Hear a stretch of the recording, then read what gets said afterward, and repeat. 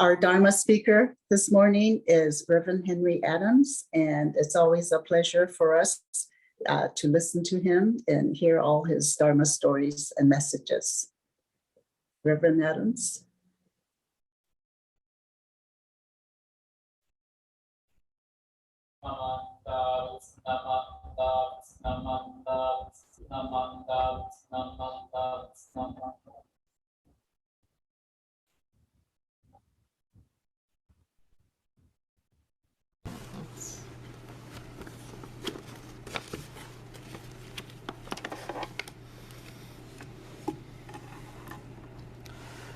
Invite you to join me in Gassho as we hear the words of Shinran Chonin as passed down in the Tanisho, a record in lament of divergences. The Master would often say, when I consider deeply the vow of Amida, which arose from 5 kalpas of profound thought, I realize that it was entirely for the sake of myself alone. Then how I am filled with gratitude for the primal vow, in which Amida resolved to save me, though I am burdened with such heavy karma. Namam davats, namam davats, namam davats, namam davats, namam davats, namam davats. Good morning, everyone. Minasan ohayo gozaimasu. It's very nice to see all of you are here with us this morning. If you'd like to switch on your camera, I welcome you to. I know that not everybody's ready to have their camera on Sunday morning at this hour, but if you'd like to, it's always nice to see folks' smiling faces. This is a wonderful treat for me to be in the kind of regular Sunday service. I usually, my schedule kind of varies. I generally am coming up on the third or the fourth Sunday of the month, and so it's great just to be here for a service as we reflect upon our lives at this time here in the month of February. I know many of us yesterday took part in various Day of Remembrance activities. I was honored to be able to hear one of our San Mateo Sangha members speak yesterday at the San Mateo Library, and listening to his reflections, I was recalling many of the Sangha members who lived through those difficult times and the example that they set for me of courage, peace of mind in the face of difficulty, and the way in which they continued to treasure the Dharma and treasure the temple, and to continue on this Nembutsu tradition so that we are able to take comfort and inspiration from the Buddha's teachings at this time. February is also the month in which we observe our Nirvana Day service, recalling Shakyamuni Buddha's entering into parinirvana, the state of profound and deep lasting tranquility, the end of his life in this world. Each year in February, as I remember Shakyamuni Buddha, I also recall one of my good Dharma friends who also crossed over to the other shore this month of February. A gentleman by the name of Joe, who is a member at the San Mateo Buddhist temple. And I recall when I came up to San Mateo when I first moved to the Bay Area from Oxnard, kind of wondering who are going to be my guides here. I had many Sangha members back in Oxnard who had really supported me and sort of showed me the Nembutsu path here in the United States, and ministers there who were my good friends. Reverend Abiko was a great mentor and supporter of mine during my early years as a minister, and so coming up into the Bay Area, I was a little nervous because I had sort of leaving my close Dharma teachers and friends back in Southern California, coming up here. And when I got here, the members informed me, we have a custom every Sunday at 8:30 we chant Shoshinge in the Hondo. And I thought, well, that sounds like a nice practice. I'll be happy to join in that. We used to do something similar, down in Oxnard. And so when I first, came, and I remember the first Sunday I came to, we settled into the Hondo. There was maybe 4 or 5 people there, and we chanted Shoshinge, and I remember there was one gentleman who walked with a cane, and he had come in and he sat towards the back of the hondo, and I noticed he was there throughout the chanting, just sitting with, he had his eyes closed, and I could tell he was listening very deeply to the chanting. And then when the chanting ended, he came up, he offered incense, and then he went home before the regular service, which started at 9:30, began. And then I thought, oh, okay. And so the next Sunday he came, same thing, same time he was there, and got up and left right after the chanting. And so the following Sunday, I was like, I've got to figure out, does he not know we have a service that starts at 9:30? And so, after, right as soon, I made a point to kind of scurry down from the Naijin and to greet him and say, hi, I'm Reverend Henry, I'm the new minister here. He says, oh yeah, Sensei, I know you. It's so wonderful to be here. And I'm sorry that I always leave, before the service. I know we have a 9:30 service, but for me, I want to come and just to hear the chanting. And then hearing the chanting, I feel great comfort. And then I don't want to cause any trouble for others because, I walk with a cane and I'm not too sure on my feet. So, I want to leave before it gets crowded here in the Hondo. But, it brings me such comfort to be here. And, from time to time, I would have the opportunity to converse with him in that sort of window of time between the two services. And he would always say this to me. He would always say, thank you, Sensei. It brings me such comfort to hear the sound of the chanting. And then he would make his way back to his home. And so, to me, this was a Sangha member who really appreciated what we have, this opportunity to hear the Dharma, to come together, to go to a place where the Buddha is present. And so for us, these days, we're not able to gather here in the way that we had in years past here in the Hondo, but we still come together on Zoom this way. We come to the Buddha. We come here before the Buddha, and we receive a great gift from the Buddha. We receive this great generosity of the Buddha's teachings. So when we come to the temple, we receive the awareness of our path to awakening. And so this is a wonderful gift, an act of dana. You may have heard this word dana. It means generosity or the practice of giving. This is important practice, one of the first. It's the very first of the 6 paramitas. And dana has three types. There are 3 types of dana in the Buddhist tradition. I think when we often think of dana, we think of it as the dana of material generosity, to give money, to give. In the old days, people would donate rice to the temple and other things. I remember another thing. I remember when I came up to the Bay District Dharma School, one of my favorite Bay District organizations, and I've been honored to serve as an advisor, throughout my time here in the Bay District. And I remember the first time I went to a meeting, they were saying, okay, so San Mateo, Palo Alto, Oakland, you still need to give your dana. Your dana is overdue.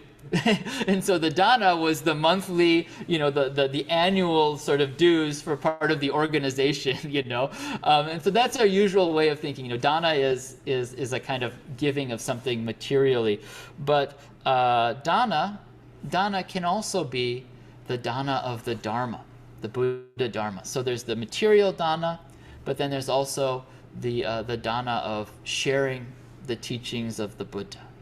Anyone can, who has an appreciation of the teachings, can share the dana of the Dharma. Traditionally, in traditional Buddhist communities, Nagarjuna describes a kind of relationship where the householders, the people who are out kind of earning money, would provide dana to the Sangha of material support, and then the Sangha would provide the dana of the teachings, the Sangha being the community of Buddhist monks and nuns, right? So there's a sort of traditional relationship in our Jodo Shinshu teaching, we all live together. We all receive this teaching. And so we can all share the dana. And then there's the dana of material things, the dana of the Dharma, the Buddha's teachings. And then the third type of dana is the dana of freedom from fear. To give someone freedom from fear is the great generosity of the Buddha. This is the gift that we receive from the Buddha.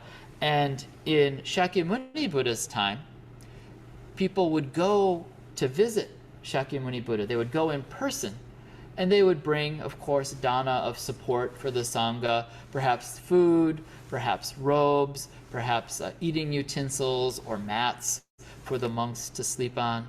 And they would receive the dana from the Buddha or from the Sangha of the teachings, and from the Buddha himself they would receive this dana of freedom from fear. Freedom from fear. So there are many cases, many stories from the Buddha's life that share with us how the Buddha shared this freedom from fear, this wonderful dana of his teachings. And there's one case in particular that Shinran Shonin describes in his writings, in a teaching called the Kyogyo Shinsho. And this is a teaching that he shared with the son of one of his closest friends. One of his closest friends and supporters was a king named Bimbasara. And King Bimbasara was a great patron of the Buddhas. He was a powerful, wealthy king, and he did much to support the Buddha and the Sangha. And his son, Prince Ajatasattu, was a close friend of the Buddha's cousin Devadatta. I'm not sure if you've heard of Devadatta. He's kind of like the Wile E. Coyote of the Buddha stories. He's always causing trouble for the Buddha. He's always trying to take control of the Sangha. So on one occasion, Devadatta had gotten the ear of Prince Ajatasattu and said, if you were to take over the kingdom, you would be a great and powerful king. And then I could lead the Sangha, and together we could kind of get things going in the direction that we want them to go in. And so Ajatasattu then, hearing this, became kind of excited about this idea of becoming king, becoming powerful. And so he hatched a plot. He had his guards capture the king and throw him in jail. And denied him any food or beverage, anything to drink. And for a time, the queen, Vaidehi, was going regularly to visit the king. No one could stop her. And she would smuggle food and drinks in because she was the queen and no one could stop her. When Ajatasattu heard about this, then he threw his mother in jail. Right? Threw his mother in jail. And then the king denied this opportunity to receive nourishment. He naturally lost his life. He died. And so in time, Prince Ajatasattu then, having become the king, and eventually having accomplished his aim, he's now the king, he has unchecked power, he releases his wife, or not his wife, but his mother rather, the king's wife, his mother, from prison. And as time goes on, he becomes more and more guilt-ridden about what he's done, because his mother is kind. His mother is also a wise follower of the Buddha, and so she continues to be present for him, to care for him as her son, even though he had taken the life of her husband. So the more time he spends, the more he realizes that he's done something really terrible. And he becomes not only emotionally distraught, but he becomes physically sick. Boils erupt all over his body. And his mother is kindly treating this rash, these boils that are appearing on his body. And he realizes, this is my karma. I've done such a horrible thing. Already the results of that are appearing in my body. He becomes terrified of the results of his wicked actions, the harmful things that he has done. And so he, one by one, he calls various doctors to come and to consult with him, various wise teachers to try to treat his illness, and they all recognize that the problem is in his mind. It's the physical expression of the stress and the guilt that he feels in his heart. And so they try to set his mind at ease. And the first doctor who comes says, you know what? Good, bad, evil, these are all just ideas that people have made up. So you don't need to worry about it. You're the king. So he hears that teaching, doesn't bring him peace. So he calls another doctor. The next doctor who comes says, you know what? There are two kinds of laws in this world. There are laws for Buddhist priests, for monks, and those laws, you're not supposed to kill, you're supposed to be a really good, upstanding person. But there's another set of laws for kings. And kings, kings need to rule the country. They need to maintain order. And so you just did what you had to do. You don't need to worry about it. This didn't bring him peace either. So another doctor is summoned. And this doctor said, in order to be king, your father did many, many things. He went to fight in wars. He took many lives as a king and as a warrior. His death was just the result of his own karma, and we can't understand his karma. So it wasn't your responsibility. You were just fulfilling your father's karma. Didn't buy this either, right? This is kind of strange sophistry here. Another doctor is summoned, and he says, you know what? You're not the only one who's ever done this. Many princes have killed the king, the father, to become the king. This happens from time to time. Nobody gets punished for it, right? Don't worry about it. You're the king now. No one can touch you. This doesn't bring him peace either, because he still feels this deep remorse, this deep guilt. Finally, he calls another doctor. This doctor's name was Jivaka. Jivaka was also a wise follower of the Buddha's teachings. And Jivaka says something very interesting. He's like, oh, how do you feel? I think that this illness may be the result of your feelings in your heart. How do you feel? He says, I feel terrible. I feel such guilt for what I've done. I'm terrified of the results of my actions. And Jivaka says to him, good. It's good that you feel bad about this. You ought to feel bad. You've done something bad. And this feeling of remorse, this feeling of guilt, this is the first step for you to begin to set your life on the right path. There's one teacher, one person who can liberate you from this fear and this terror, one person who can bring you peace of mind, and that is the wise teacher, the Buddha. And Ajatasattu, hearing the name of the Buddha, he says, oh, he was my father's, one of his closest friends. There's no way he wants to see me. I could never go and speak to the Buddha. He must hate me. I killed unjustly the king, his great supporter. I could never go to the Buddha.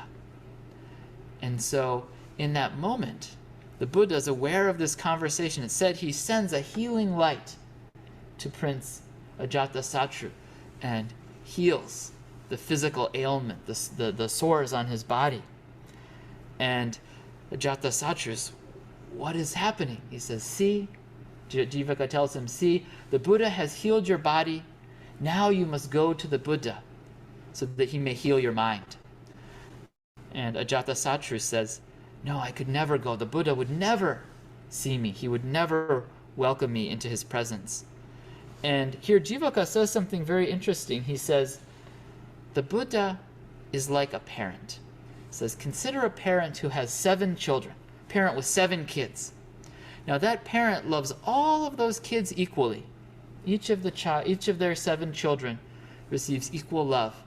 But if one of those children becomes ill, does not that parent devote all of their energies, all of their attention to that child, to the sick child? It's not that they don't love the other children, but they know it's the sick child who needs their care.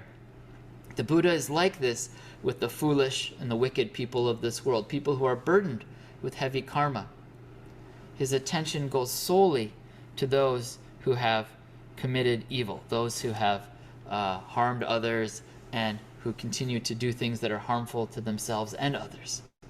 And so Ajatasattu, then hearing this teaching, he can begin to kind of understand. He thinks about his own kind mother who's caring for him even though he had killed her husband, the king. And so they go, and those days they would travel by elephants. They're traveling to see the Buddha. At one point, Ajatasattu becomes so terrified of what will happen because of his wicked actions that he asks Jivaka, let me ride on your elephant with you. Let me ride with you. He wants to be close to this person who's guiding him to hear the Buddha's teachings. And so finally they arrive at the Buddha, and Jivaka's still wondering, will the Buddha see me? And indeed, the Buddha welcomes him and listens, says, what's troubling you? And Ajatasattu describes, he confesses all that he's done before the Buddha, telling the Buddha, and the Buddha, hearing this, continues to welcome him. So Ajatasattu's shown all of the kind of wickedness in his heart, and the Buddha says, you've come here, don't be attached to that person that you were. You have the potential to change your life. You can let go of those past actions, that way of living, and you can set your life on the path of kindness and understanding. Don't be attached to that person who you were. Live a life directed toward the awakening that you can become. And so even though Ajatasattu, in his heart, he has no seed of goodness for himself, hearing the Buddha assures him that through this compassion, through meeting the Buddha, he is able to be guided onto the path of awakening. Right? So to meet a Buddha, to come into the presence of a Buddha, brings tremendous peace of mind. Just like my good Dharma friend Joe, just coming into the Hondo, sitting before the Buddha, hearing the words of the Buddha's wisdom chanted, he experienced that great peace of mind of awakening. This teaching, right? This teaching helps me to understand Shinran Shonin's own life. Shinran Shonin, who lived 2,500 years, and not we lived 2,500 years. Shinran Shonin, who lived over 1,500 years after the Buddha. Right? He lived a long time after the Buddha, and yet he experienced great peace of mind. And people would go to Shinran Shonin seeking that peace of mind, seeking to meet him as if they were meeting a Buddha.